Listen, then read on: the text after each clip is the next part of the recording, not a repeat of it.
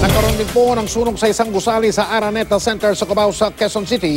Pahirapan din ang pagkupala sa sunog dahil yung tinatawag na electrical room ang pinagmulan ng apoy. At dyan naman ang tumutukay si Cara David. Nasunog ang ika-14 na palapag ng gusaling ito sa Araneta Center, Cubao, Quezon City. Pasado alas 10 ng umaga nang sumiklab ang apoy sa electrical room ng Aurora Tower. Ayon sa Bureau of Fire Protection, gumana naman ang sprinkler system ng gusali. Pero dahil nanggaling sa electrical room ang problema, di kinaya ng sprinkler ang bilis ng paglaki ng apoy. Napuno rin ng makapal na usok ang loob ng gusali kaya nahirapan mapasok ng mga bumbero. Gumana naman po yung mga fire protection features niya, kaya lang po medyo nasa room kasi ng electrical, mabilis talaga po yung kalat ng apoy doon. Para mapatay ang apoy, binugahan nila ito ng tubig mula pa sa kabilang gusali.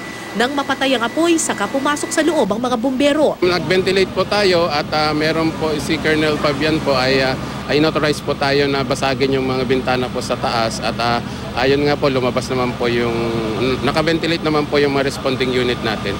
31 taon na ang Aurora Tower, kung saan matatagpuan din ang embahada ng bansang Colombia. Walang napaulan na nasaktan o nasawi sa insidente dahil agad namang na-evacuate ang mga empleyado ng gusali.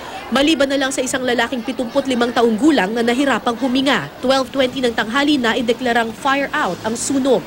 Hindi na kumalat ang apoy sa iba pang bahagi ng gusali. Cara David, Nakatutok, 24 Oras.